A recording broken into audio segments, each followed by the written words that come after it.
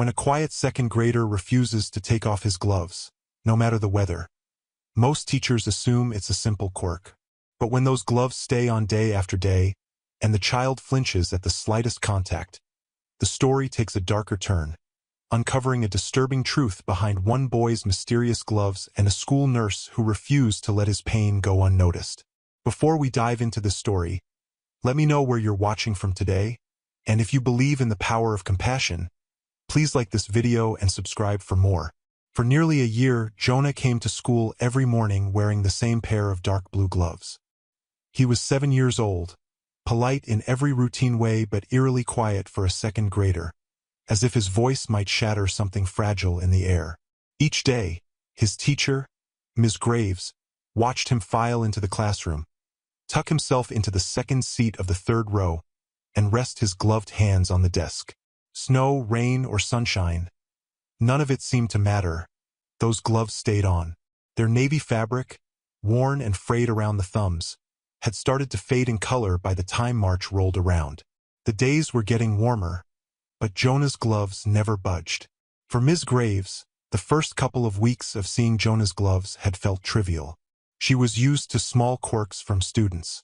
Over the years, she'd seen kids who refused to wear short sleeves, who needed earmuffs in class for the comfort of the pressure, or who insisted on wearing the same lucky socks for weeks. At first, she assumed Jonah's gloves were some variation of that pattern. Maybe he disliked the texture of the desk, or perhaps it gave him a sense of security in a classroom that felt overwhelming. But then, she noticed an odd determination in Jonah whenever anyone asked him to remove them, a kind of desperate refusal that was far beyond normal childlike stubbornness. He would shake his head almost silently and whisper, "I need to keep them on. She says I have to." The mention of she made Ms. Graves pause every time. She asked Jonah if he meant his mother, but he never explained further. He only repeated, "I need to keep them on." Spring turned into summer, and still, Jonah kept those gloves on through sweltering afternoons when the entire classroom felt sticky with heat. He never complained about sweating, never asked for a fan, never showed any indication that his hands were uncomfortable. Meanwhile, the other kids, noticing his unusual insistence, picked up on the difference. Some teased him lightly, calling him Mittens or Snowman, but Jonah never reacted. He kept quiet, eyes down on his textbooks, or gazing out the window whenever he was done with his assignments. Miss Graves stepped in on several occasions to stop the teasing, but she also couldn't help feeling that the gloves were more than just a child's quirk. A few weeks before summer break, she spoke to the school counselor about Jonah. The counselor made some notes, asked Ms. Graves if there were any signs of bruises or injuries. There were none visible on Jonah's arms or face. His academic performance was average. He wasn't falling behind, nor was he excelling in a way that might suggest undue stress. The counselor decided it could be a sensory issue or a self-soothing measure. They left it at that, though Ms. Graves felt a persistent nagging worry she couldn't shake. That same week, Ms. Graves asked Jonah once more if he would take the gloves off for just a few minutes during an art project. The class was working on finger painting, an activity that thrilled the other students. But Jonah shrank back, pressing his hands under the desk. He mumbled, "I'm not allowed. I'll just watch." She nodded sympathetically, but her concern grew. She tried to talk to him in a gentle tone, telling him no one would force him to paint, but asked if there was anything he wanted to share. Jonah responded with only a small, polite smile and said, "No, thank you." He never complained, never asked for a break, never made a fuss. That politeness was almost more alarming than if he'd had an outburst. Children his age usually showed frustration, excitement, or at least curiosity. Jonah radiated only a quiet compliance and a kind of underlying dread that Ms. Graves could not define. Summer break came, and Jonah left with the rest of the students. Ms. Graves spent those warmer months thinking occasionally of the boy with the gloves, wondering if, by the time the new year began, he'd come back with a fresh start. Maybe the gloves would be gone. Maybe he'd feel more at ease in the classroom. She hoped. When school resumed in the fall, Ms. Graves watched carefully on the first day. Children bounced into the hallway, greeted friends, and compared new backpacks or lunchboxes. Then Jonah appeared wearing the same gloves. In fact, they looked more worn than ever. The threads around the cuffs had loosened, and there was a small brownish stain near the wrist of the right glove. Ms. Graves could feel her heart sink at the sight. She tried, on that first day back, to welcome him as warmly as possible, with a bright smile and a pat on his shoulder. Jonah gave her a slight nod, then walked quietly to his new seat. Everything about him was the same. The bowed head, the silent focus during lessons, the gloves never leaving his hands. This time, Ms. Graves decided to talk directly to the school counselor about it before the year got too far along. The counselor nodded, remembering the discussion from the previous school year. He recommended that Ms. Graves gently question Jonah or set up a meeting with whoever was at home. Ms. Graves discovered from the school records that Jonah was in foster care under Beverly Clark, a long-established foster parent with a strong reputation in the community. Beverly had responded to the counselor's query in writing, attributing Jonah's gloves to severe eczema and citing a local clinic that supposedly treated him. A note was provided with a few medical-sounding terms, though it was brief and somewhat vague. With that note in hand, the counselor shrugged and told Ms. Graves, "It's possible. Eczema can be pretty difficult for a child." Officially, the matter was closed. Still, Ms. Graves felt that the explanation didn't quite match the fervor with which Jonah wore those gloves. She couldn't recall ever seeing him scratch his hands or complain about itching. Not once.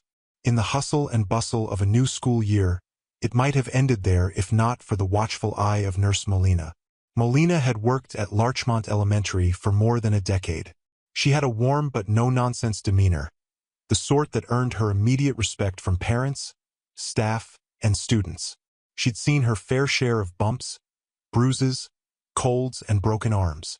But over the years, she'd also developed a keen sense of when something wasn't right in a child's life. Whether it was an unusual bruise or a sudden weight loss, she had a radar for the unspoken signals of neglect or harm. From the beginning, Jonah registered on that radar. She had noticed the gloves within the first week of school. At first, she simply asked Ms. Graves if there was a known medical condition that required the gloves. Ms. Graves relayed Beverly's eczema claim. Molina nodded, but took note of a few irregularities. The gloves didn't appear to have any medical function. Usually, protective garments for eczema are specially designed, often made with certain types of fabric or recommended by a dermatologist. She also noticed the gloves were always the same pair, never washed or changed out for a fresher pair. And there was that faint brownish mark near the cuff that didn't look like a random stain. It resembled old dried fluid, possibly blood or something else. Molina decided to keep her eyes open. Weeks passed in a steady routine. Jonah came in daily, always wearing the gloves. He never visited the nurse's office for eczema treatment. He never complained of itching, never brought any creams from home. Occasionally, he'd wander in with a mild headache or a stomachache, typical child ailments, but always with the gloves firmly in place. Molina would ask, "Are your hands hurting you today? Are the gloves comfortable?" And Jonah would drop his gaze, mumbling that they felt fine. The way his shoulders stiffened whenever she mentioned the gloves only deepened her suspicion that something was off. She began to observe the small details. How Jonah placed his hands in his lap during lunch, never removing them even to open wrappers or handle utensils. More than once, she saw him awkwardly try to peel an orange through the fabric, resulting in a clumsy mess. Sometimes, Ms. Graves would open the wrappers or fruit for him. Jonah would murmur a thank you, then fumble with the half-open package. The idea that this was merely a matter of eczema grew thinner with every day. As the weeks stretched into months, Ms. Graves took her concerns to the school counselor again, but the same explanation from Beverly Clark came back in a clipped, official tone: eczema management.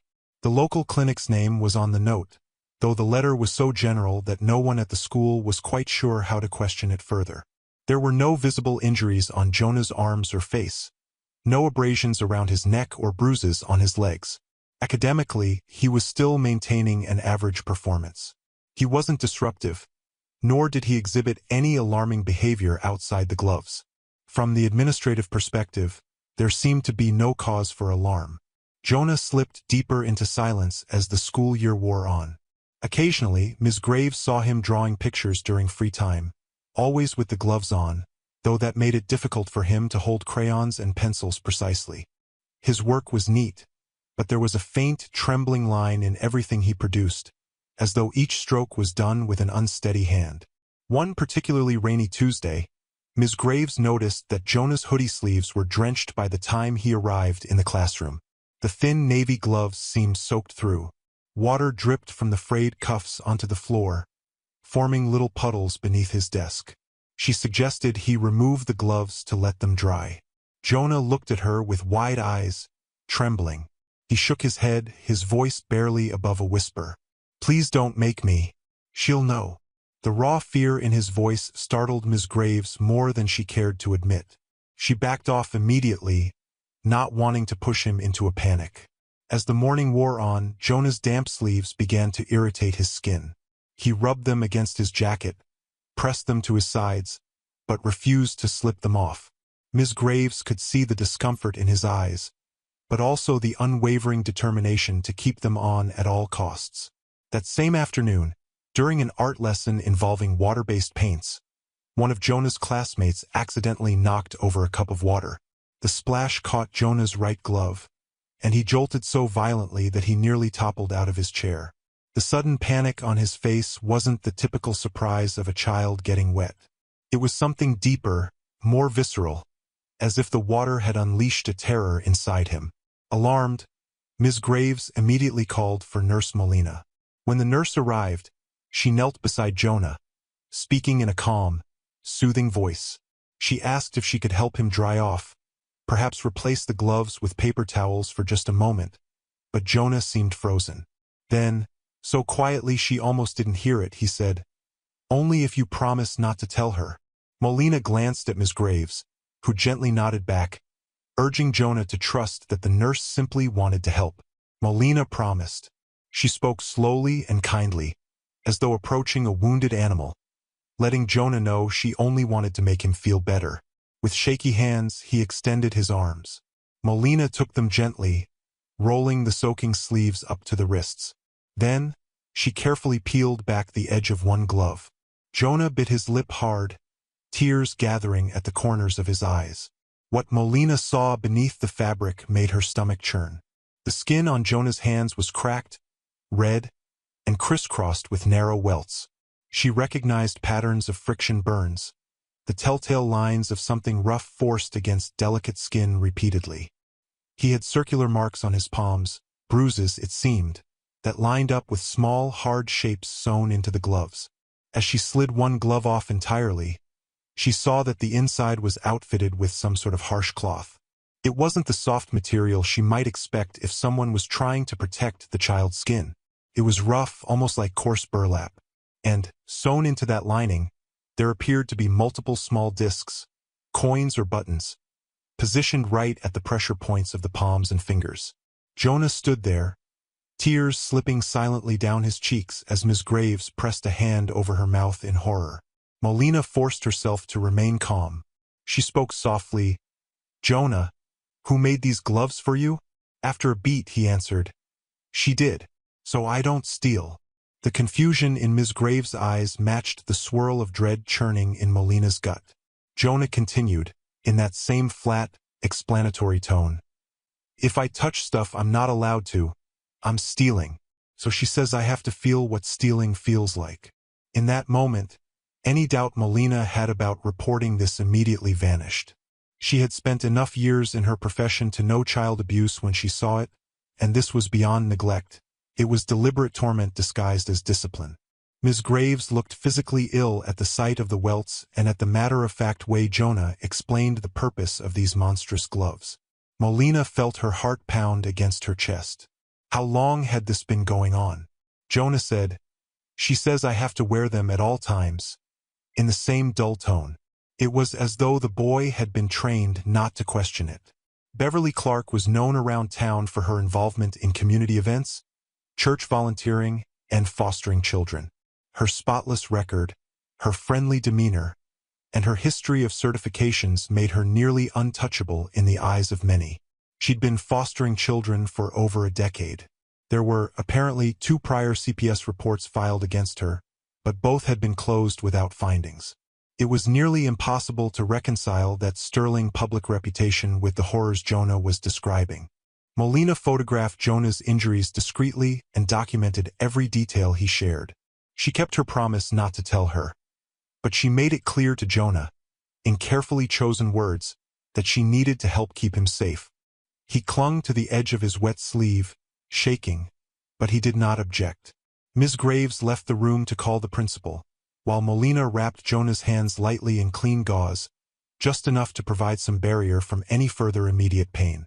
When the principal arrived, accompanied by the vice principal and the school counselor, they listened to Molina's account.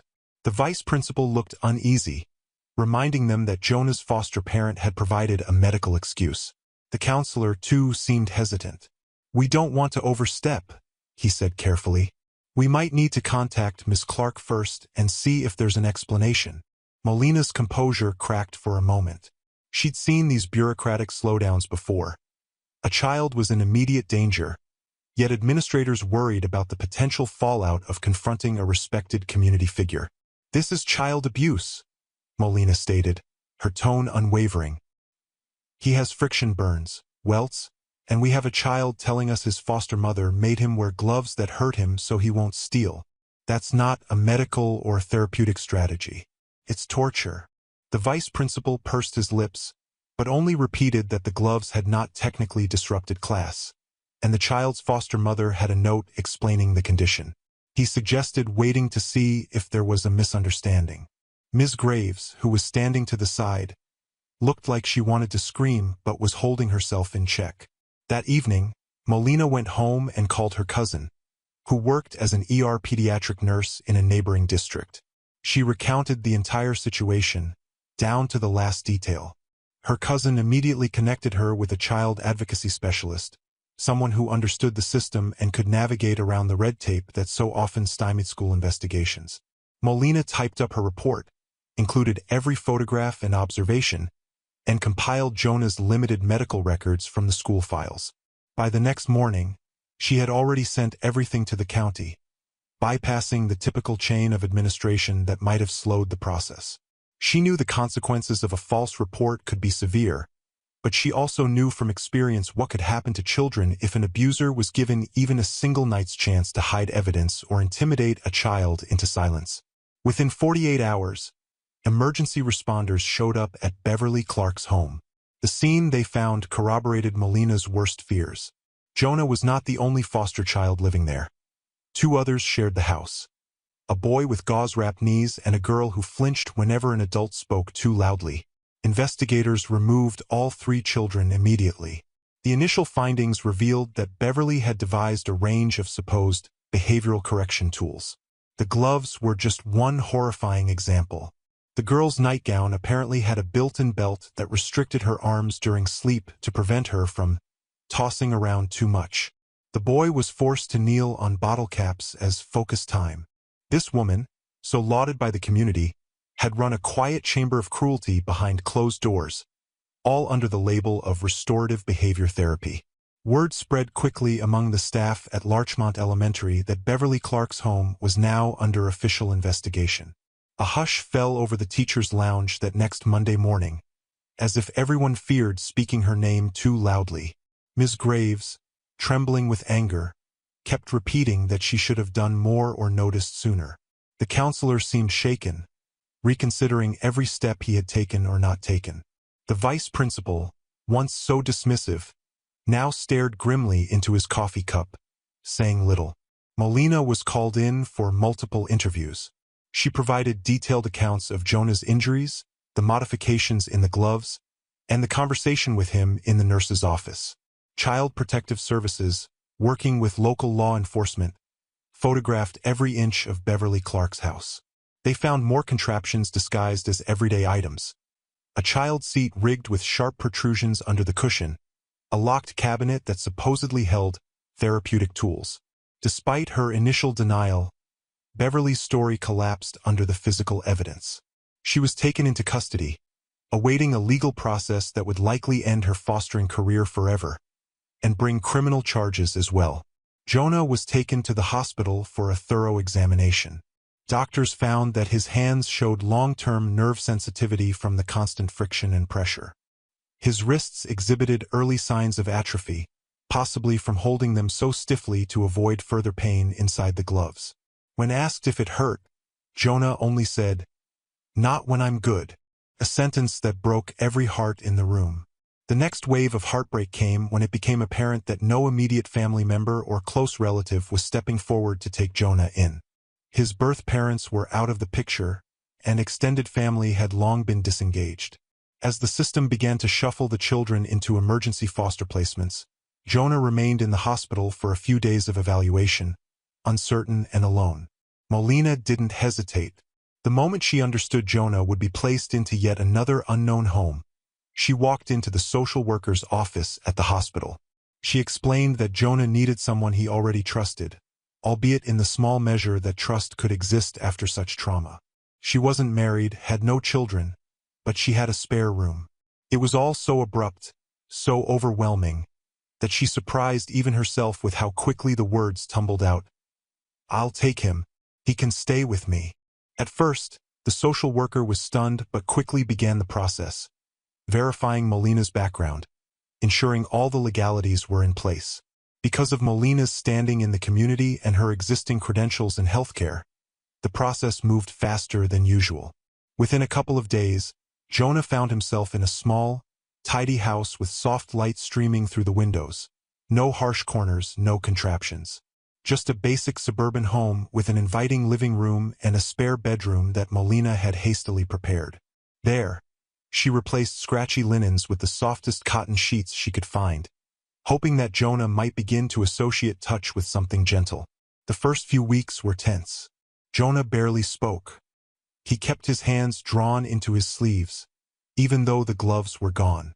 Molina had to persuade him gently to wear simple mittens for a while to protect his healing skin, but she promised, repeatedly, that these mittens had nothing hidden inside. She showed him, flipping the fabric inside out in front of him so he could see there were no coins or sharp discs. He still flinched at unexpected noises or when she entered the room without announcing herself. When she offered him food or a glass of water, he would carefully wait for her to put it down, never taking it directly from her hands. Little by little, she realized that even the most basic gestures of care were foreign to him. Ms. Graves visited once, with the social worker's permission, just to say hello. Jonah looked at her with a distant recognition, like someone remembering a face from a dream. He mumbled a greeting and thanked her for being nice at school, though he didn't elaborate. Ms. Graves left the house fighting back tears, confiding in Molina. "I keep thinking of how many times I asked him about those gloves, and how I didn't push hard enough." Molina reassured her that she had done what she could, that blame belonged only to the abuser. Yet Ms. Graves' guilt seemed deep-rooted, and Molina couldn't fault her for those feelings. They both knew that child abuse can hide in plain sight, especially when the abuser is an expert at masking their cruelty. During one of Jonah's first nights at Molina's home, a thunderstorm rolled through the area. Lightning flashed, thunder rumbled, and the sudden sound had Jonah scurrying out of his bed. He stood in the hallway, eyes wide, arms trembling, not sure if he was allowed to find comfort. Molina called out gently, "It's just thunder. Can be scary, I know. You're safe here." She ushered him to the living room, where they watched the flicker of distant lightning through the window. She offered him a blanket, carefully draping it over his shoulders when he didn't recoil. He gazed at her with that same cautious expression, as if waiting for the punishment that might follow. But none came. She just sat beside him, telling him about storms and how they pass eventually, that sometimes in the morning the air smells fresher and the flowers look brighter. Jonah listened, his face unreadable. When another clap of thunder rattled the windows, he squeezed his eyes shut. Molina gently patted his shoulder, and he didn't pull away. Over the next few days, she made a point of leaving art supplies on the kitchen table. She'd seen how carefully he'd once drawn pictures in class, even with the gloves. It seemed to be one of the few activities that gave him a spark of engagement. At first, he ignored them, glancing at the markers and crayons with what looked like confusion. Then one morning, She woke up to find him perched on a stool, quietly sketching a series of simple shapes on a sheet of drawing paper. He used his fingertips, newly freed from bandages, to grip a crayon. His strokes were shaky, but it was progress. Molina moved slowly about the kitchen, making sure not to startle him, and asked if he needed anything. He shook his head but didn't run off. Instead, he stayed, filling in the outlines with color. When he finished, he looked around for somewhere to place the paper, clearly uncertain about the household rules. Finally, he slid it gently to the side, a small testament to his budding trust. The breakthrough came one Sunday morning. Molina awoke to the sound of faint movement downstairs. Normally, Jonah stayed in his room until she gently coaxed him out with breakfast. But that day, she found him seated at the kitchen table, crayons and markers spread out before him. He wasn't wearing mittens or gloves, just his small, healing hands resting on the paper. She noticed how red lines still etched across his palms, but they looked less angry, less raw. Jonah turned to her, a piece of paper held up for her to see. On it, he had drawn 2 hands in open palms, and surrounding those hands were butterflies, bright, colorful shapes fluttering above. He pointed to them, voice almost steady. "Do you think they'd land on me?" Molina's heart clenched with a swirl of gratitude and ache. She took a slow breath, wanting to choose the right words. "I think they would," she said. "I think they'd be happy to." She walked over and gently brushed the paper with her fingertips. Then, noticing a small line of text scrawled at the bottom, she leaned in to read it. Jonah had written, "Now I can feel soft things again." He looked up at her, and for the first time since she'd known him, there was a question in his eyes, hopeful, tentative, as though he was asking if he was allowed to hold on to that promise of gentleness. Molina felt a surge of emotion catch in her throat. She wanted to tell him so much. How no one would ever force him to wear those gloves again. How he deserved kindness without earning it through some impossible standard of good behavior. But all she managed to whisper was, "Yes, Jonah, you can." He gave a tiny nod, and for a moment, there was something like relief in his small face, an echo of a childhood that should have been his from the start. Thanks for watching till the end. If the story moved you, give this video a like and subscribe for more. Sometimes, all it takes is one person who sees beyond the surface to save a child's life. Stay vigilant, stay compassionate, and we'll see you next time. When a dedicated elementary school teacher notices the same small boy refusing to remove his beanie every single day despite the warm weather, most might mark it down as a simple fashion preference or comfort item stemming from insecurity. But as the teacher begins to observe more closely, noticing the child's pained expressions and furtive adjustments to the cap when no one is watching, he uncovers the unexpected, disturbing truth behind the beanie's presence, not a harmless quirk but a deliberate attempt to conceal something serious hidden in plain sight. Before we dive into this story, let us know where you're watching from in the comments below, and if you believe sometimes the most concerning situations are the ones carefully hidden beneath the surface, hit that like button and subscribe for more. Noah's anxious gaze swept across the unfamiliar classroom, his small fingers gripping the edge of his navy blue knitted beanie, tugging it lower. Despite the warm September morning, it was his first day at Pine Grove Elementary, and already he could feel curious glances from the other first graders. "Everyone, please welcome our new friend Noah Palmer," announced Mr. Benjamin Reed, placing a gentle hand on the boy's shoulder. At 32, Mr. Reed had the patient eyes of someone who had discovered his purpose in life, teaching children who needed an extra measure of understanding and compassion. Noah managed a hesitant nod, his eyes fixed firmly on the polished tile floor. The navy blue beanie, with its uneven stitches, remained firmly in place despite the classroom's comfortable temperature. Mr. Reed guided him to an empty desk near the window. "You can hang your cap on the hook with your jacket, buddy," he suggested with an encouraging smile. "I can't," Noah whispered, his voice so faint Mr. Reed had to lean closer to hear. "My mom says I'm not allowed to take it off. Not ever at school." Something in the child's tone, an undercurrent of fear beneath the simple statement, made Mr. Reed pause.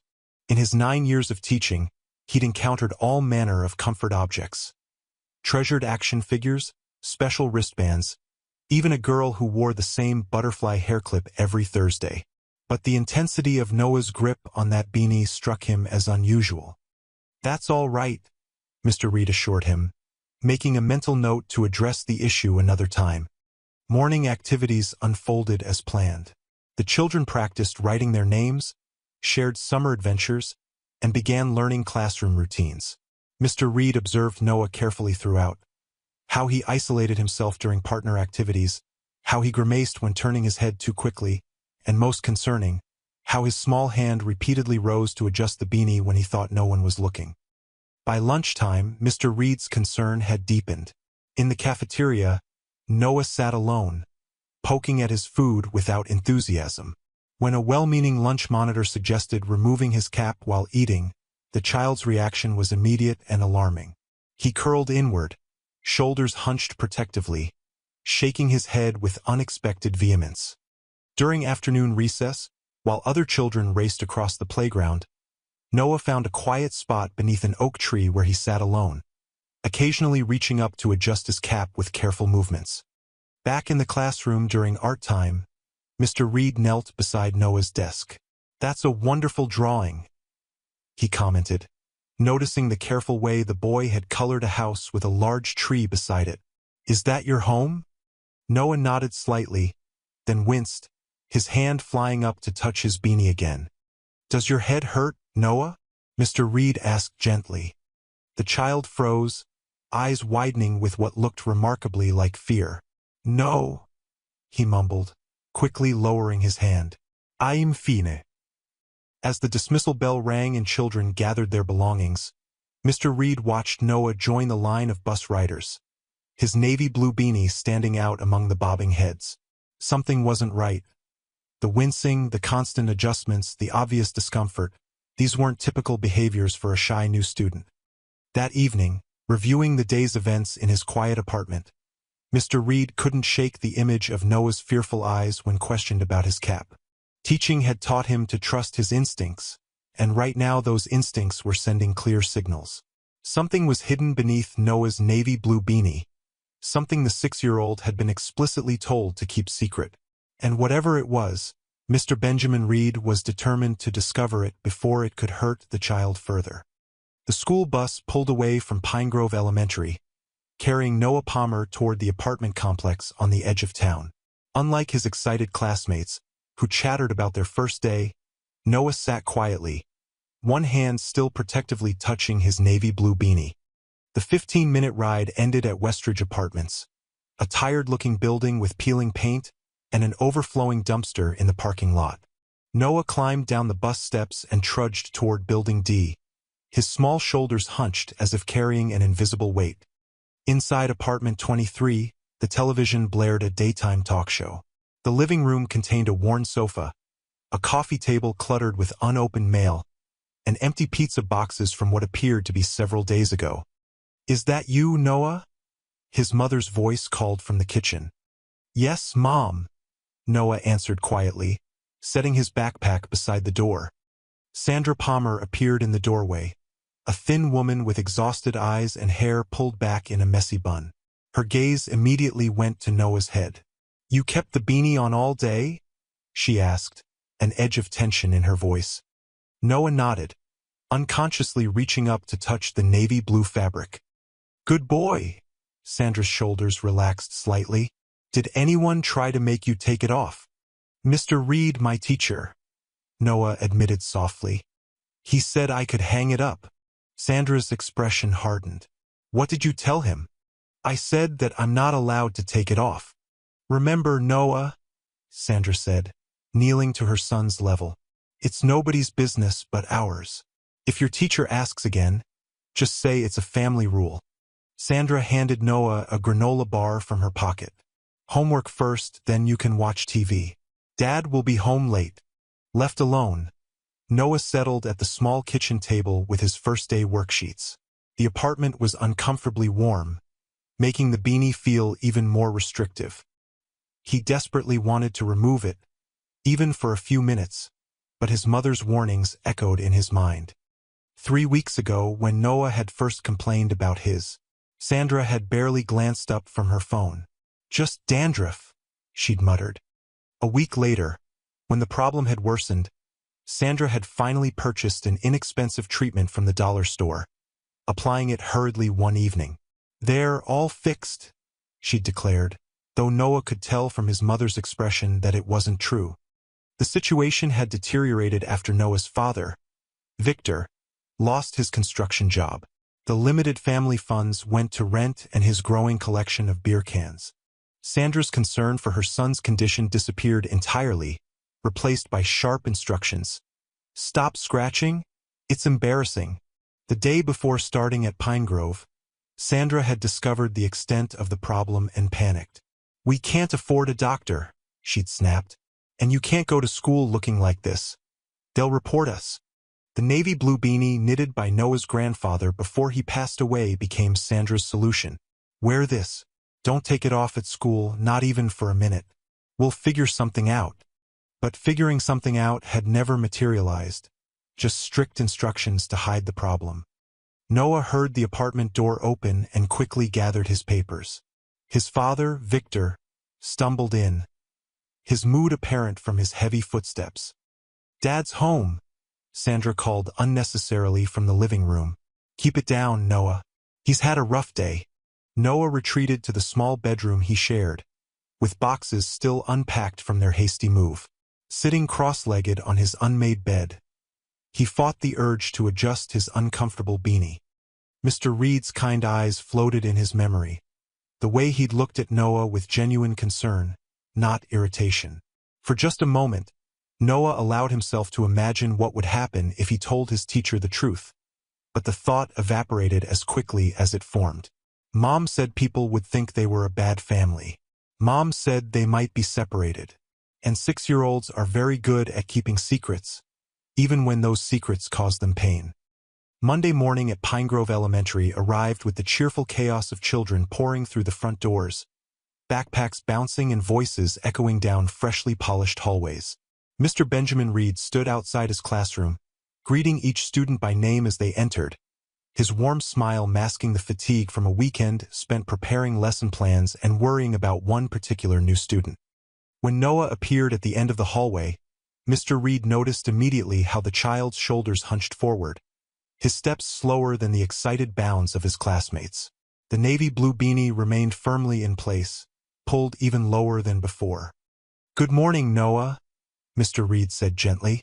"I'm happy to see you today." Noah offered a ghost of a smile before slipping past into the classroom, his eyes downcast. Mr. Reed followed, observing how deliberately the boy moved, as if every step required careful calculation. The morning routine began with calendar time, followed by reading circle. Mr. Reed invited students to share weekend adventures, watching as Noah shrank further into himself when nearby children described family outings to parks and birthday parties. "Noah, would you like to share anything about your weekend?" Mr. Reed asked, keeping his tone light. The boy shook his head quickly, then seemed to regret the movement. "No, thank you," he whispered. During writing practice, Mr. Reed noticed something troubling. Whenever Noah bent over his papers, he would occasionally pause, his hand rising to adjust his beanie. At times, he appeared to be fighting to keep his eyes open, as if he hadn't slept well. By mid-morning, Noah's discomfort had become more pronounced, his small fingers constantly fidgeting with the edge of his beanie. During math centers, Mr. Reed casually positioned himself at Noah's table, noting the dark circles under the child's eyes. "Are you feeling okay today, Noah?" Mr. Reed asked quietly while other students busied themselves with counting blocks. "Yes, sir," Noah answered automatically, his hand dropping quickly from where it had been adjusting his beanie. At recess, Mr. Reed spoke briefly with the school nurse, Sophia Collins. "I'm concerned about a student in my class. He wears a beanie constantly and seems to be in physical discomfort. Have you contacted the parents?" Sophia asked, flipping through her clipboard. "I tried calling on Friday, but no one answered. I left a message but haven't heard back." Sophia sighed. "Policy says we can't force them to remove religious or cultural headwear. Is that what we're dealing with?" "I don't think so," Mr. Reed replied. This seems different. He's uncomfortable. Document everything, the nurse advised. I'll try to observe during lunch. If we see clear signs of distress, we have more options. Back in the classroom, Mr. Reed noticed Noah had positioned himself away from other students. His usual spot beneath the reading corner window now his preferred isolation point. When classmate Zoe Barrett innocently reached toward Noah's beanie, commenting on its cool blue color, Noah recoiled so violently he nearly fell from his chair. "Sorry," Zoe whispered, confused by the reaction. During afternoon science, the class discussed hygiene and germs. Mr. Reed saw Noah's face flame with embarrassment when proper hair washing was mentioned, the child's hands clutching his desk edge tightly. That evening in his apartment, Mr. Reed researched school protocols for suspected neglect cases while preparing Tuesday's lessons. The standard procedure required clear evidence before formal intervention, a frustratingly high threshold when a child's suffering was hidden beneath a woolen beanie.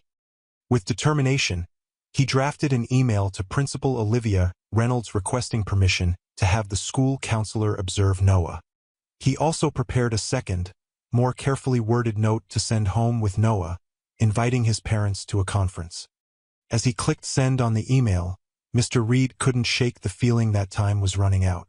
Whatever was happening beneath Noah's navy blue beanie was getting worse, not better, and the child's increasingly withdrawn behavior suggested the problem extended far beyond a simple fashion choice or cultural tradition. Something needed to be done, and soon. Every teacher instinct Mr. Reed possessed told him that Noah Palmer was silently crying for help. The morning sky outside Mr. Reed's apartment window was still dark as he prepared for the day ahead. Sleep had been elusive, his mind replaying images of Noah's discomfort, his constant adjustments to the beanie, and his increasingly withdrawn demeanor. This would be the fourth day of observing the concerning patterns. Mr. Reed had meticulously documented everything. The way Noah winced when moving his head, his reluctance to participate in physical activities, his isolation from peers, and most troubling, the flash of fear in his eyes whenever anyone approached his beanie. Principal Reynolds' response to his email had been frustratingly vague. Continue monitoring the situation. Without clear evidence of a problem, we must respect family privacy. The carefully worded note sent home with Noah had similarly yielded no results. No signature returned, no call from the parents. At school, Mr. Reed arrived early to prepare the day's materials while formulating a new approach. Perhaps a gentler, more indirect method might help Noah open up about what was happening. When the children filed in, Noah was last, his steps even slower than the previous day. The beanie was now complemented by a high-necked sweater, despite the warm autumn weather, as if he were trying to create a protective shell around himself. "We're making all about me posters today," Mr. Reed announced during morning meeting, showing a colorful example. "You'll share 3 things you love, 2 things you're good at, and 1 wish you have." The class buzzed with excitement as they gathered supplies. Mr. Reed circulated, offering encouragement and assistance. When he reached Noah's desk, he found the boy staring at his blank paper, shoulders drooping. "Need some help getting started?" Mr. Reed asked gently, kneeling beside him. Noah shrugged slightly, then immediately tensed at the movement. "What's one thing you love, Noah?" Mr. Reed prompted. After a long pause, Noah whispered, "Reading." "That's wonderful," Mr. Reed smiled. "What kinds of books do you like?" "Dinosaur stories," came the barely audible reply. Progress, however small, felt significant. Mr. Reed continued the conversation, carefully noting how Noah's hand repeatedly rose to his beanie, sometimes adjusting it, sometimes pressing against it as if trying to relieve pressure.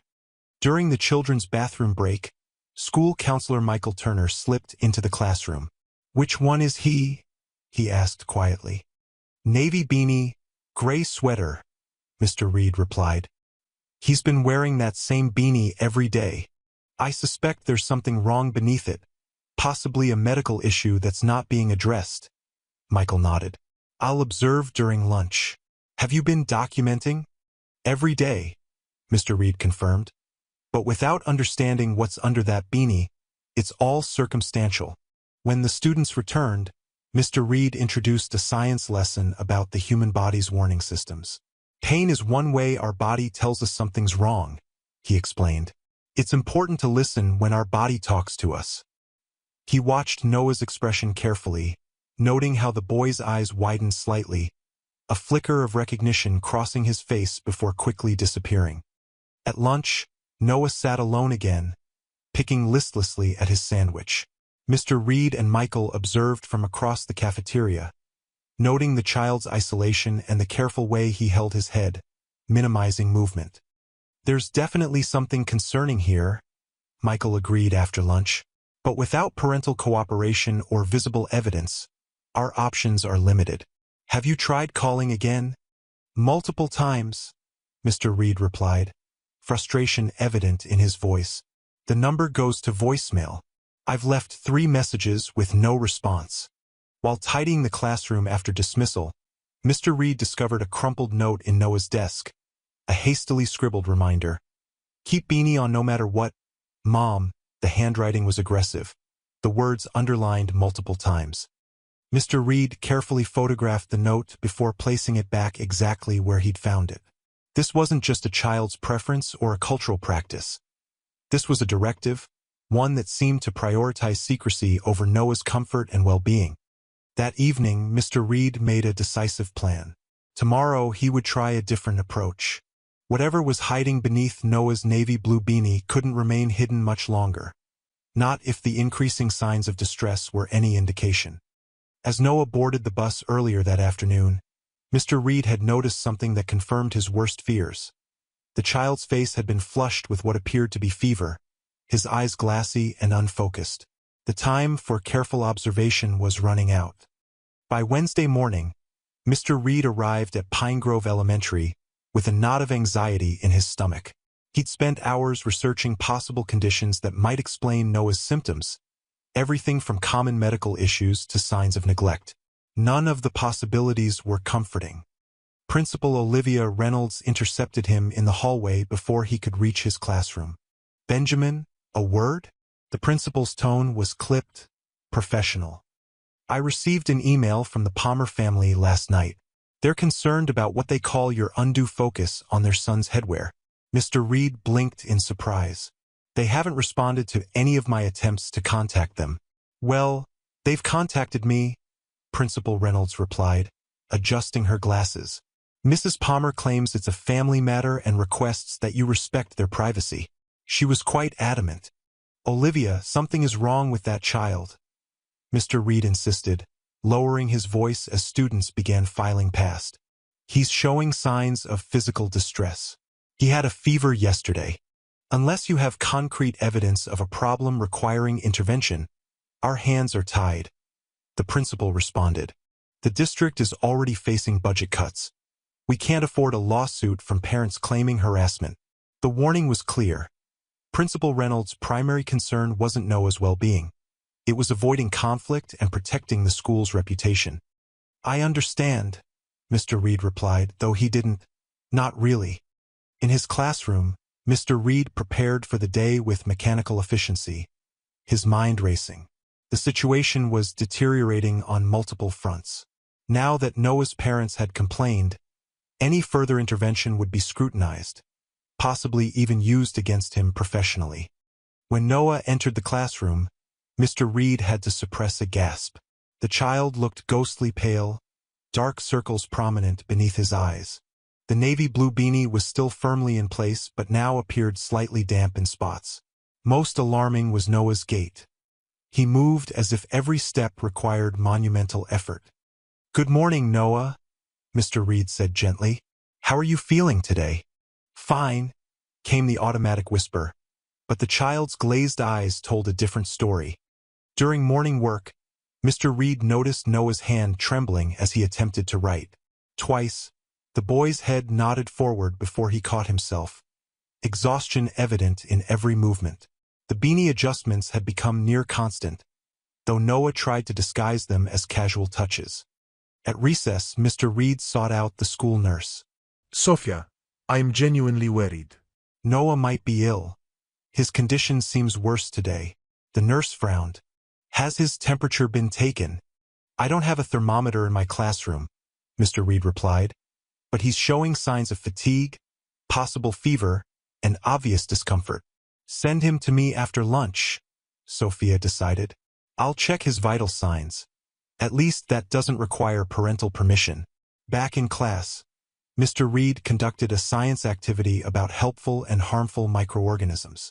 As he discussed how infections spread, he noticed Noah shrinking into himself, as if each word were an accusation. When lunchtime arrived, Noah barely touched his food.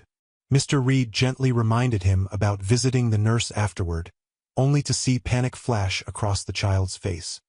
I'm not sick, Noah insisted with sudden vehemence. I can't go to the nurse. It's just a quick check, Mr. Reed reassured. Everyone visits the nurse sometimes. My mom says I'm fine, Noah whispered, his voice cracking. Please don't make me go. The fear in his eyes was unmistakable. Whatever was happening at home, Noah had been thoroughly warned against allowing anyone to discover it. After lunch, despite his protests, Mr. Reed walked Noah to the nurse's office. The boy's tiny shoulders shook with each step, tension radiating from his small frame. I'll wait right here, Mr. Reed promised as they reached the door. Inside, Nurse Sophia quickly discovered what Mr. Reed had feared. Noah had a fever of 1002.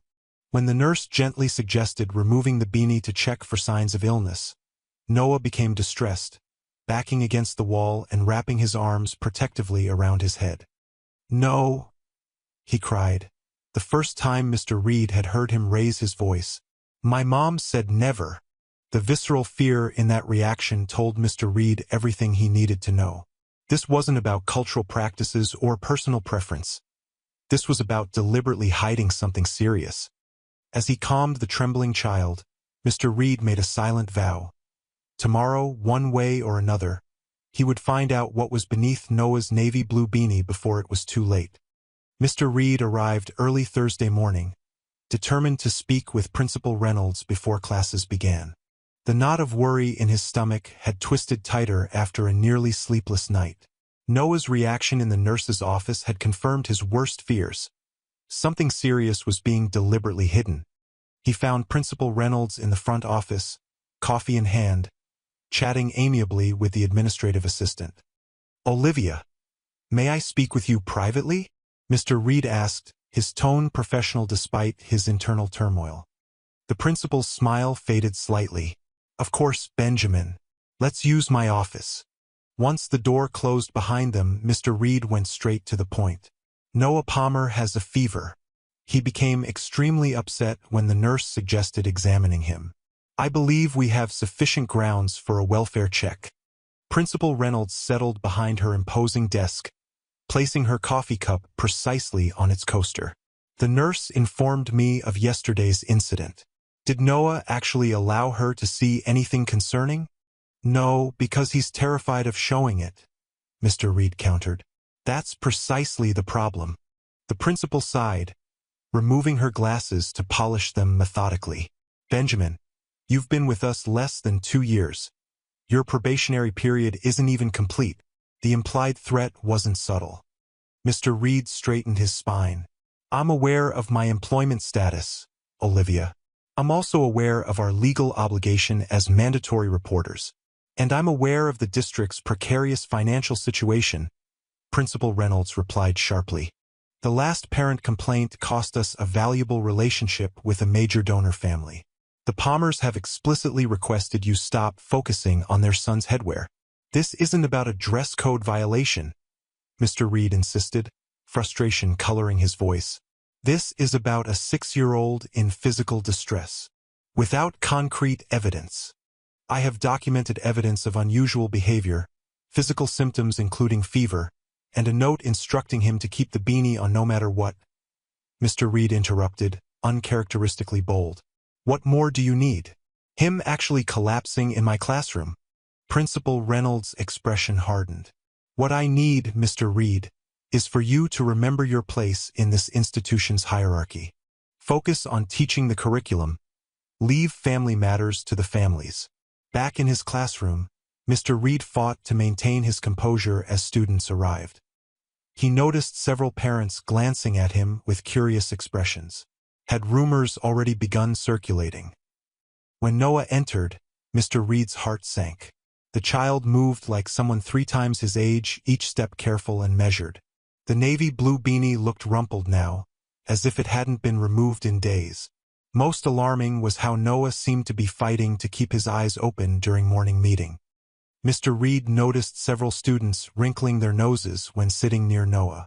The normally kind-hearted Zoe hesitated before taking her usual spot, eventually choosing to sit farther away.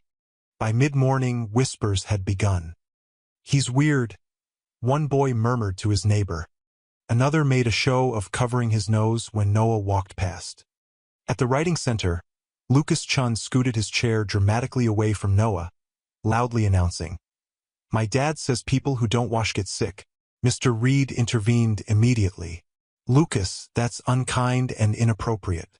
Please see me at recess." But the damage was done.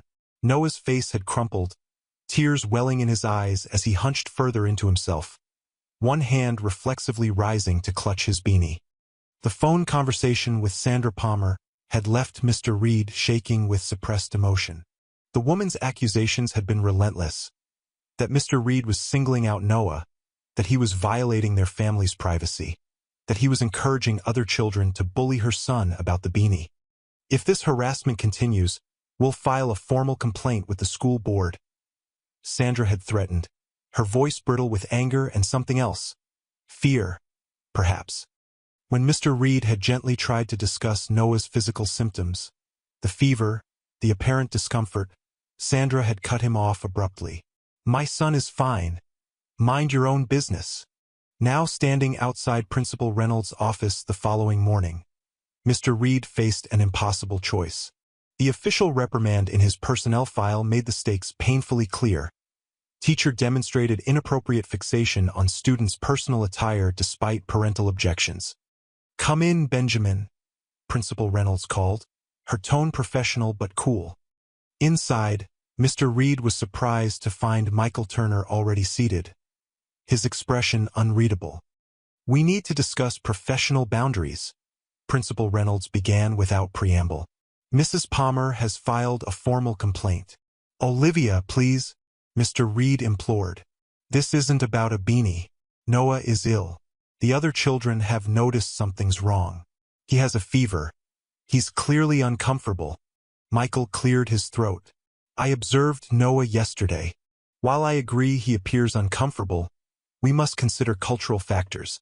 "This isn't cultural," Mr. Reed interrupted him, professional composure finally cracking. "This is medical neglect." Principal Reynolds' expression hardened. "That's a serious accusation. Without evidence, the district cannot afford." "Cannot afford what?" Mr. Reed demanded. "To protect a 6-year-old? What happens when he collapses in my classroom? When whatever condition he's hiding affects other children?" "You're becoming emotional, Benjamin," Principal Reynolds noted coldly. "Perhaps you should take the day to reconsider your priorities at Pine Grove." The implication was clear. Back down or risk your career. Mr. Reed took a deep breath, summoning every ounce of professional courage. "My priority is the welfare of my students. All of them, including Noah Palmer." He left the office with his job hanging by a thread, but his resolve had never been stronger. As he entered his classroom, he saw Noah already seated, hunched over his desk. The child's face was flushed with fever, his eyes glassy and unfocused. In that moment, Mr. Reed knew whatever consequences might come professionally, he could no longer wait. Noah Palmer needed help, and he was going to get it today. Throughout the morning, Mr. Reed kept a watchful eye on Noah while leading the class through their reading lesson. The boy's condition appeared to be deteriorating. He barely responded when called upon and twice nearly nodded off at his desk. During the children's bathroom break, Mr. Reed knelt beside Noah's chair. "Noah," he said gently, "I think you're not feeling well. I'm worried about you." Noah's fevered eyes met his, filled with a mixture of fear and something else. Perhaps relief that someone had finally noticed, truly noticed his suffering. "I want to help you," Mr. Reed whispered. "Will you let me?" For the briefest moment, something shifted in Noah's expression. A flicker of hope quickly extinguished by ingrained fear. But that moment was enough. Mr. Reed had seen it, and his decision was made. Whatever came next, he would face the consequences because some things mattered more than rules, more than jobs, more than professional boundaries. Some things, like a child's well-being, were simply non-negotiable. The art class that Friday morning had started like any other. Children chatted excitedly as they gathered supplies for their self-portrait project, a buzz of creative energy filling the colorful classroom. Mr. Reed moved between tables, offering encouragement and assistance while keeping one eye constantly on Noah. The child sat alone as usual, his movements sluggish and pained. The navy blue beanie seemed to sit differently today, as if the fabric itself was stretched and misshapen. Most concerning was Noah's unfocused gaze, his eyes drifting periodically as if he were fighting to stay awake. "Let's use mirrors to help us see our special features," Mr. Reed announced, distributing small hand mirrors to each table. "Remember, self-portraits show not just what we look like, but how we feel inside." The children eagerly grabbed the mirrors, making exaggerated faces and giggling at their reflections. All except Noah, who stared at his mirror with evident dread, as if afraid of what he might see. Mr. Reed had just knelt beside Zoe's table when he heard a commotion across the room. Two boys were playfully jostling each other, laughing as they reached for the same bottle of glue. One of them, Lucas Chen, stumbled backward, bumping hard into Noah's chair. What happened next seemed to unfold in terrible slow motion. The impact knocked Noah sideways. As he reached instinctively to steady himself, his hand missed the edge of the table. He tumbled awkwardly from his chair, his small body crumpling to the floor with a soft thud. The navy blue beanie, the mysterious ever-present navy blue beanie, slipped from his head and landed a few feet away. The classroom fell instantly, utterly silent. Mr. Reed moved toward Noah but froze mid-step, his breath catching painfully in his throat. What the fallen beanie revealed was far worse than he had imagined. Noah's condition was immediately unmistakably serious. Mr. Reed could see at a glance that this was a medical emergency, not just neglect, but something that required immediate professional attention. Several children gasped. Zoe let out a small, strangled cry. Lucas backed away rapidly, his face pale with shock. Noah, suddenly realizing his secret was exposed, made a desperate grab for the beanie, his movements frantic and uncoordinated. "No, no, no," he whimpered, tears instantly streaming down his feverish face. "Mom will be mad. Mom will be so mad." Mr. Reed snapped out of his momentary paralysis, professional training overriding shock. "Everyone, please step back," he instructed calmly, though his heart hammered in his chest. "Lucas, please go to the office and ask Mrs. Wilson to call 911. Tell her we have a medical emergency." As Lucas ran from the room, Mr. Reed knelt beside Noah, carefully avoiding touching his head. The child was trembling violently, his small frame racked with sobs of pain, fear, and shame. "It's okay, buddy," Mr. Reed soothed, removing his own cardigan and gently wrapping it around Noah's shoulders. "We're going to get you help now. You're going to be okay." The child's fevered eyes locked onto his, filled with terror and something else, relief. The secret was out. The burden of hiding had finally been lifted. As the wail of approaching sirens filled the air, Mr. Reed held Noah's small hand, silently vowing that this child would never again be forced to suffer in silence. The beanie lay abandoned on the classroom floor, its purpose, concealment of deliberate neglect, now exposed for what it truly was. The emergency room at Eastside Children's Hospital buzzed with controlled urgency as the automatic doors slid open. Two paramedics wheeled in the small stretcher, Mr. Reed walking alongside, his hands still holding Noah's trembling fingers. 6-year-old male presenting with a severe medical condition. The lead paramedic reported to the waiting trauma team. Temperature 1024, pulse rapid but stable. Dr. Adrian Ramirez, the attending physician, moved quickly to Noah's side. His experienced eyes took in the situation with professional efficiency, but Mr. Reed caught the brief flash of concern that crossed the doctor's face when he saw Noah's condition. "Hello, Noah," Dr. Ramirez said gently. I'm Dr. Adrian. "We're going to help you feel better. Okay?" Noah's eyes were wide with fear, darting between the unfamiliar faces surrounding him. "Is Mr. Reed staying?" he whispered. "I'm right here," Mr. Reed assured him. "I'm not going anywhere." Ramirez glanced at Mr. Reed. "Are you family?" "I'm his teacher. His parents haven't been notified yet." The doctor nodded, understanding the implications. "Let's move to exam room 3, he instructed his team. "And page Dr. Wilson from dermatology. Please also call social services immediately."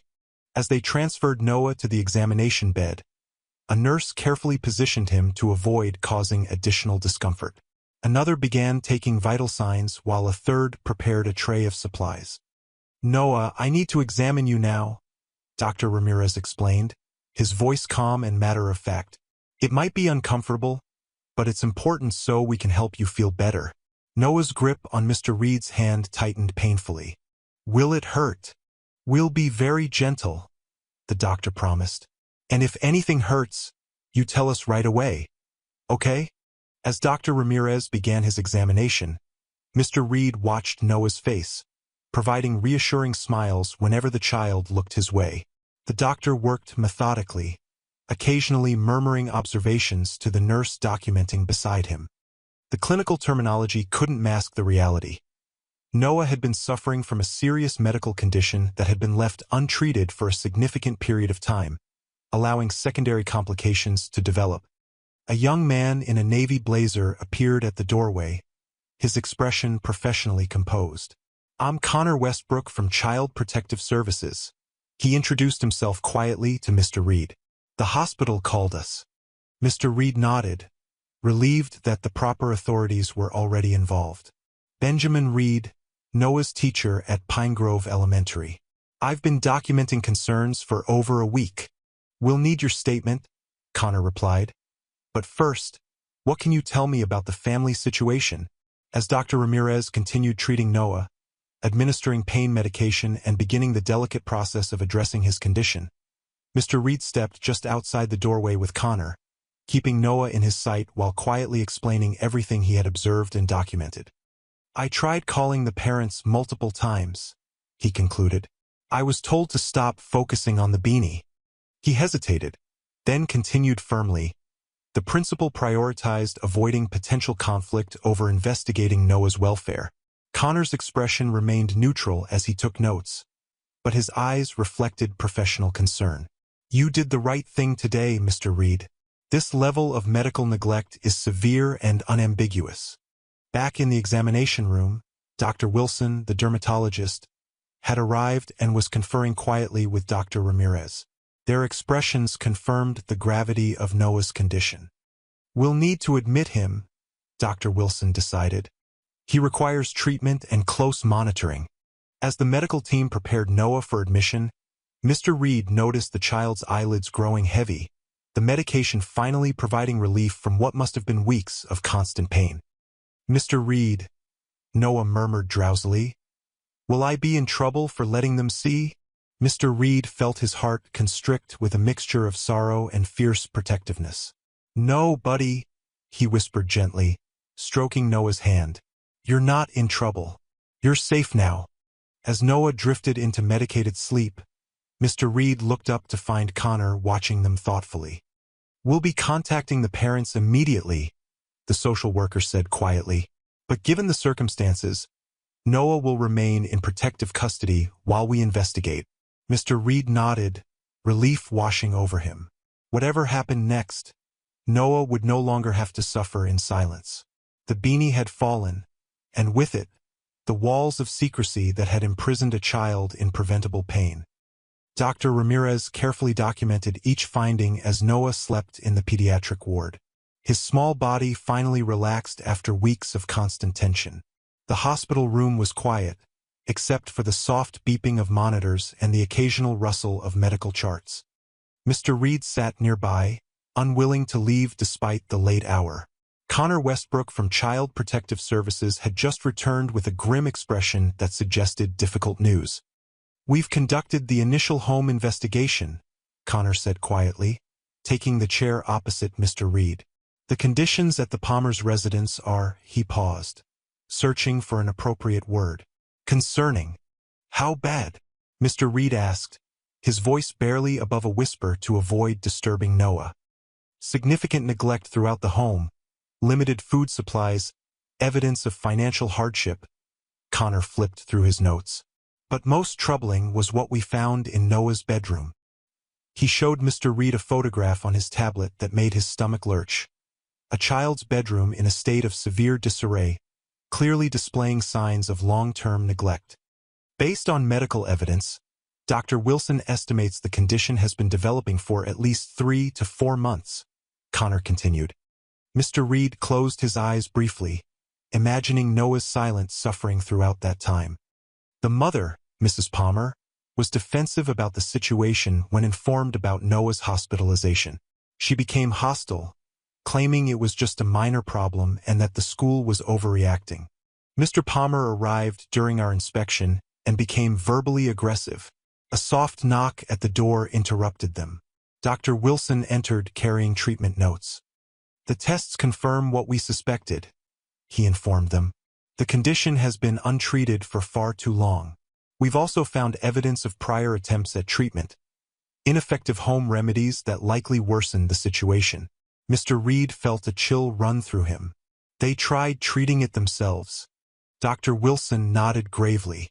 "Ineffective methods that appear to have been applied approximately 2 to 3 weeks ago, which likely complicated the medical issues." Connor's pen moved rapidly across his notepad.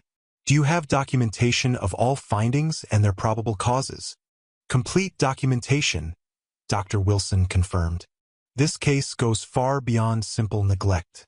The child was in pain, visibly ill, and showing signs of a condition that any reasonable adult would recognize as requiring medical attention."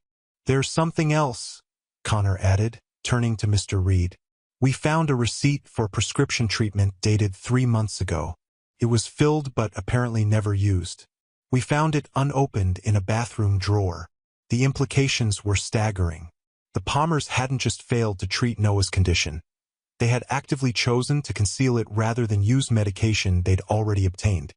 "Why?" Mr. Reed whispered, the question directed at no one in particular. "Why would they do this to him?" Connor sighed, the professional veneer slipping momentarily to reveal genuine sadness. Mrs. Palmer kept repeating that they couldn't afford to be the family with that problem. She seemed more concerned about social stigma than her son's suffering. "We also found evidence that Mr. Palmer lost a job recently when his workplace discovered similar issues, suggesting the problem had already affected the family's economic situation." The door opened again, and a hospital social worker named Marcus entered with additional files. "We've located Noah's previous medical records," he reported. "There's a pattern here: multiple canceled appointments over the past year, and an emergency room visit 6 months ago for a broken wrist that showed signs of delayed treatment." The picture becoming increasingly clear was devastating. A child systematically denied care, forced to hide his suffering, trapped in a home where appearances mattered more than welfare. On the bed, Noah stirred slightly, turning on the pillow. His eyes fluttered open briefly, found Mr. Reed, and a small smile touched his lips before he drifted back to sleep, secure for perhaps the first time in months. "What happens now?" Mr. Reed asked, his heart breaking for what this child had endured. "An emergency custody order is already in place," Connor stated firmly. "Noah will not be returning to that home. We're locating relatives, but in the meantime, he'll be placed in medical foster care once he's discharged." Mr. Reed nodded, watching the steady rise and fall of Noah's chest. The truth had been exposed. Not just the physical condition hidden beneath the navy blue beanie, but the more profound betrayal of a child by those meant to protect him. Monday morning arrived with a heavy atmosphere at Pine Grove Elementary. News of Noah's condition and the incident had spread throughout the school community over the weekend, leaving staff and parents shocked and concerned. Outside Mr. Reed's classroom, conversations dropped to whispers as he passed, a mixture of sympathy and unease following in his wake. Principal Reynolds had called an emergency staff meeting before classes began. The tension in the conference room was palpable as teachers and support staff filed in, many casting supportive glances toward Mr. Reed. As you've likely heard, Principal Reynolds began, her voice unusually subdued. We had a serious incident involving a student on Friday. Child Protective Services has assumed custody of Noah Palmer due to medical neglect. Mr. Reed noticed how the principal carefully avoided looking in his direction, how her wording distanced the administration from any responsibility in the matter. The district has issued guidelines on how we should address this with students and parents. Principal Reynolds continued, distributing printed memos. Please refrain from discussing specifics of the case. Michael Turner cleared his throat. I think we should acknowledge that Mr. Reed repeatedly tried to raise concerns about Noah's condition, he said, surprising everyone with his direct challenge. Those concerns were unfortunately dismissed. A murmur of agreement rippled through the room. Principal Reynolds' cheeks flushed slightly. We followed established protocols based on the information available at the time, she responded stiffly. After the meeting, several teachers approached Mr. Reed with quiet words of support and admiration for his persistence. The school nurse, Sophia, squeezed his hand wordlessly, her eyes conveying what couldn't be said aloud, that the system had failed Noah until Mr. Reed refused to back down. Connor Westbrook arrived at the school mid-morning to interview additional staff members. Mr. Reed, relieved to see a familiar face, greeted him in the hallway. How is he? Mr. Reed asked. He's responding well to treatment, Connor replied. The medical team is wonderful. Physically, he's already showing improvement. Emotionally, he's still processing everything.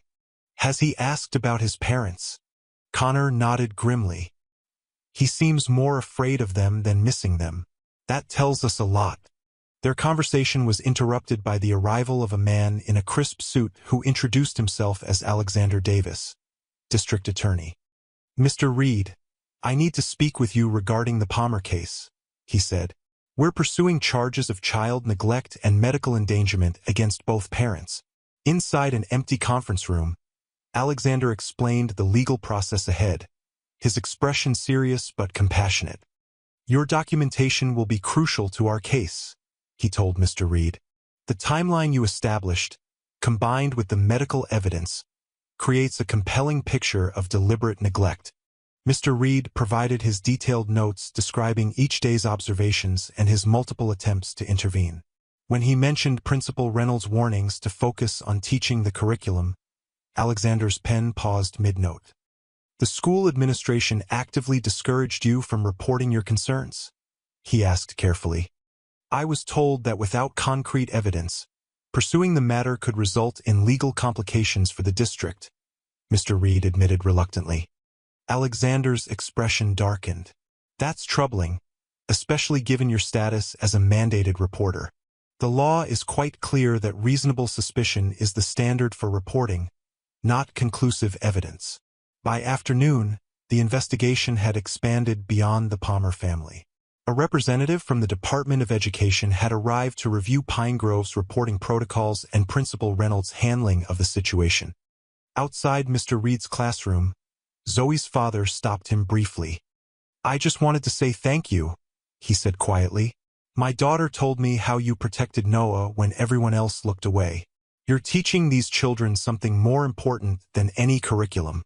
That evening, Mr. Reed visited Noah at the hospital, bringing a soft stuffed dinosaur and some picture books. The change in the child was already remarkable. His eyes clearer, his small face relaxed without the constant pain that had shadowed it for so long. The doctor says I can have my own special pillow, Noah told him, a hint of excitement in his voice. One that's just for me, that nobody else has used. Such a simple thing, a clean pillow, represented a profound shift in Noah's world. From neglect to care, from invisibility to being genuinely seen. The pediatric ward at Eastside Children's Hospital had become a hub of activity centered around room 423. Nurses stopped by more frequently than medically necessary, often bringing small treasures. Colorful caps for Noah's healing head, a special cup with a twisty straw, or hand-drawn cards from their own children. Dr. Ramirez had personally arranged for a child psychologist to visit daily, recognizing that Noah's wounds weren't only physical. Mr. Reed arrived after school on Tuesday to find Noah sitting up in bed, tentatively touching the areas of his scalp where treatment was helping him heal. "Mr. Reed," Noah's face brightened. "Look what Marcus brought me." He proudly displayed a small charm bracelet with a single dinosaur charm, a gift from the hospital social worker. "It's awesome," Mr. Reed smiled, setting his tote bag on a nearby chair. "I brought something special too. Cards from our class."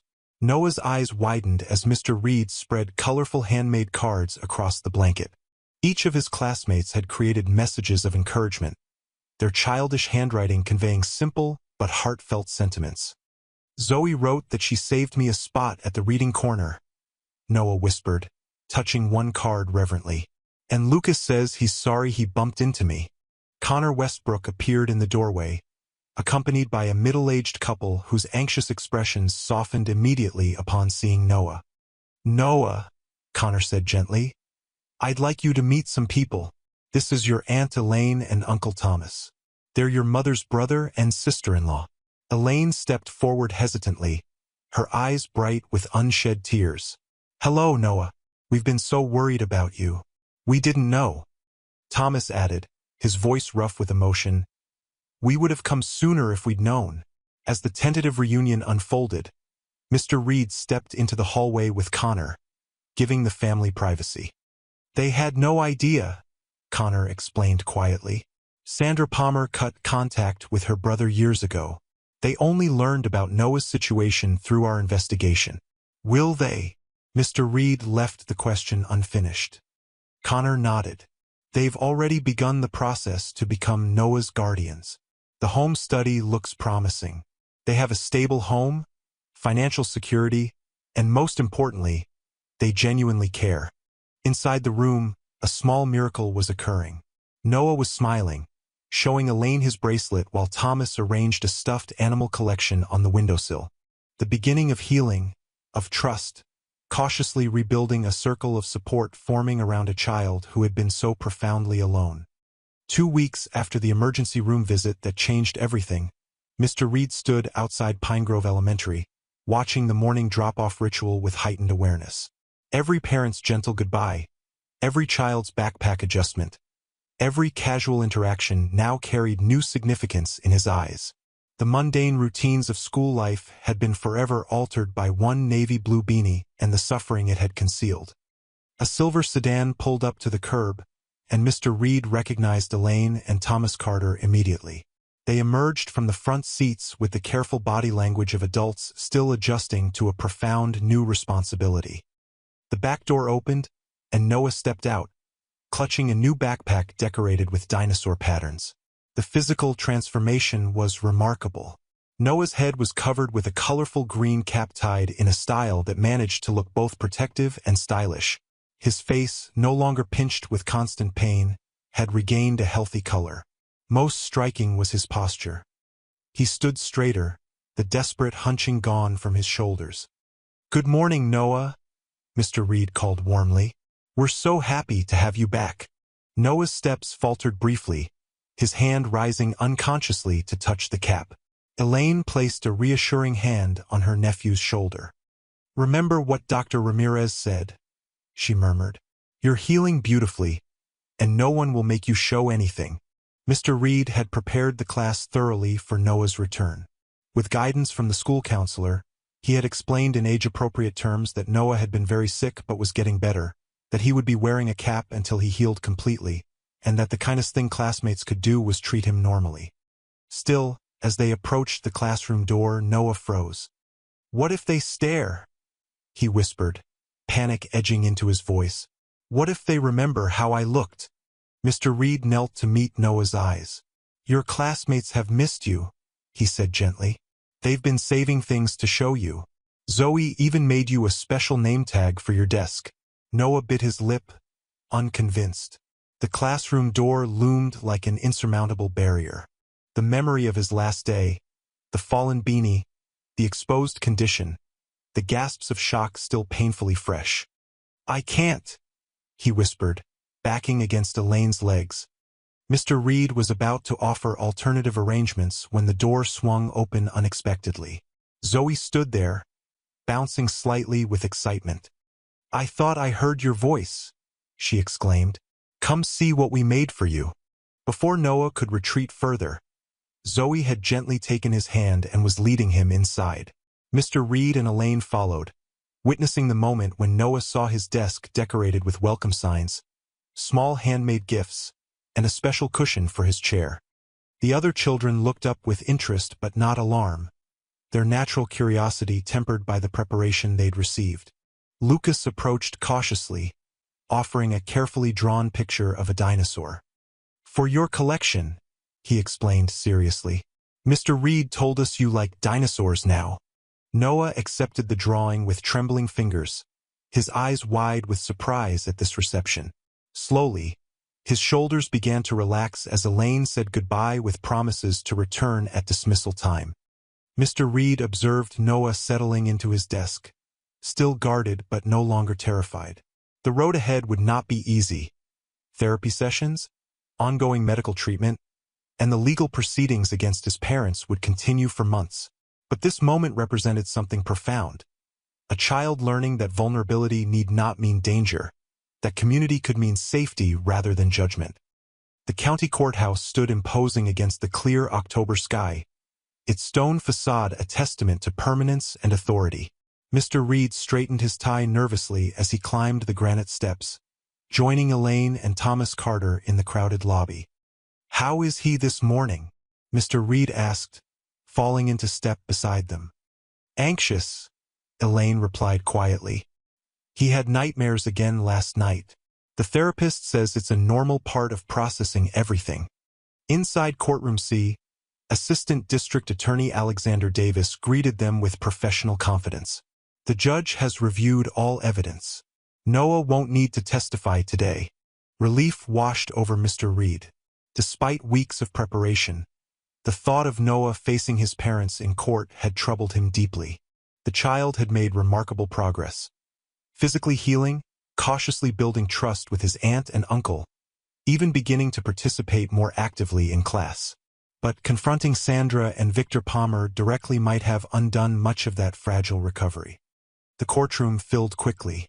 Principal Reynolds slipped in at the last moment, sitting stiffly near the back, her expression unreadable. Connor Westbrook from CPS nodded respectfully as he passed, taking a seat near the prosecution table. When the Palmers were led in by court officers, Mr. Reed studied them openly for the first time. Sandra appeared smaller than expected, her defiant expression at odds with her diminutive frame. Victor stared blankly ahead, seeming almost disinterested in the proceedings that would determine their future. Judge Samuel Morrison called the court to order, his voice resonating with authority. "In the matter of State versus Sandra and Victor Palmer, this court has reviewed extensive evidence of medical neglect resulting in serious harm to a minor child." What followed was a detailed recitation of Noah's case. The untreated condition, the deliberate concealment, the fever and infection that had developed as a result, and the psychological impact of forcing a child to hide his suffering. Medical reports were referenced along with Mr. Reed's meticulous documentation. Sandra Palmer remained stone-faced throughout, while Victor occasionally shook his head in apparent disagreement. Neither spoke except to confirm their names and to enter their guilty pleas, a last-minute decision their attorney had likely advised to avoid a more severe sentence. When it came time for sentencing, Judge Morrison removed his glasses, fixing the Palmers with a penetrating stare.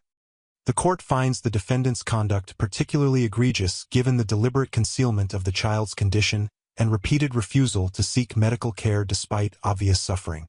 This was not a momentary lapse in judgment, but a sustained pattern of neglect." His gavel fell with finality, delivering the sentence. 3 years imprisonment for Sandra, for Victor, given his prior record, a fact that shocked even Mr. Reed. Permanent termination of parental rights was ordered, with Noah to remain in his aunt and uncle's custody, with adoption proceedings to begin immediately. As the Palmers were led away, Sandra turned briefly, her eyes searching the courtroom until they found Mr. Reed. For a moment, something unreadable flashed in her expression. Not quite regret, perhaps not quite hatred. Then she was gone.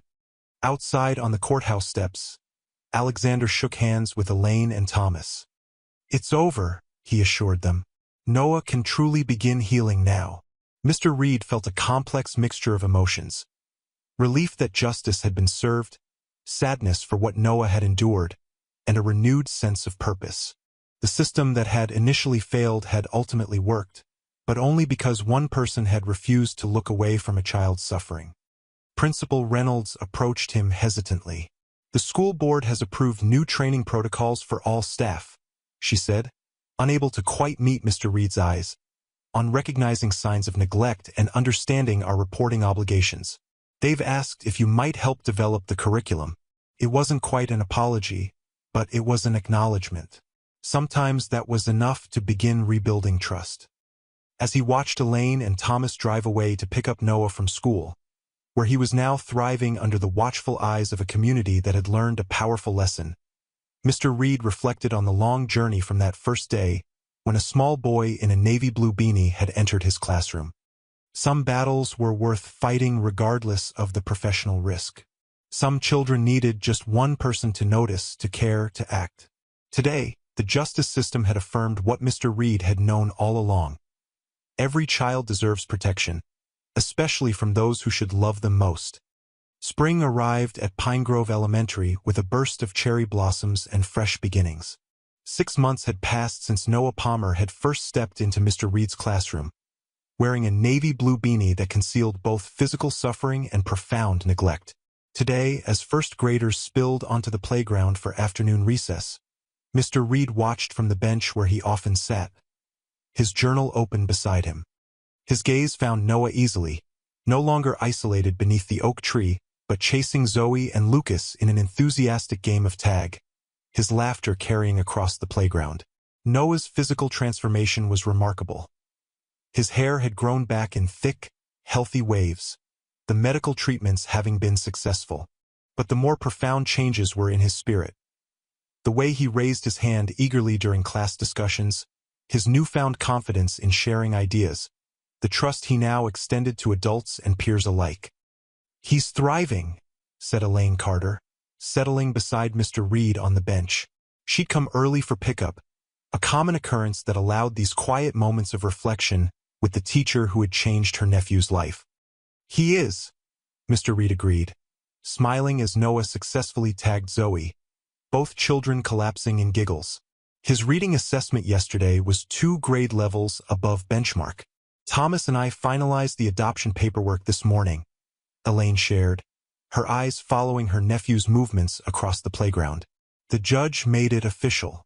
He's officially Noah Carter now." The significance of this moment, this final severance from the parents who had failed him so profoundly, hung in the air between them. Noah had been informed about the hearing but had asked only one question: "Will I still be in Mr. Reed's class?" As the bell rang, ending recess, Noah broke away from his friends, running toward Elaine with unrestrained joy. "Aunt Elaine, you're early." "Special day deserves a special treat," Elaine explained, embracing him. "Ice cream after school." Noah nodded enthusiastically, then turned to Mr. Reed with unexpected seriousness. "Can I show you something first?" Back in the classroom, while other students filtered in, Noah reached into his desk and produced a carefully folded piece of construction paper. "It's for my All About Me poster," he explained, unfolding it to reveal a beautifully drawn self-portrait.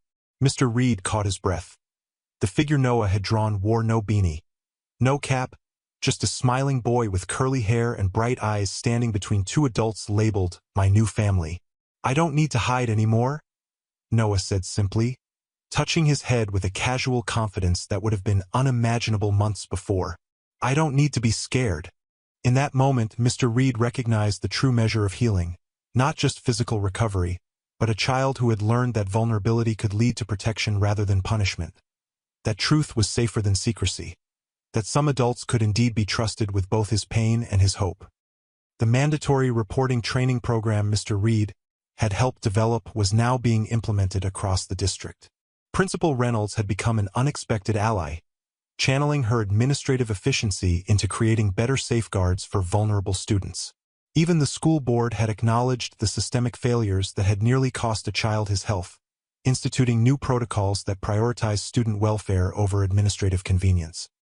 As Noah returned to his seat, Mr. Reed watched him join a small group for the afternoon science project, offering ideas with the natural leadership that had been emerging in recent weeks.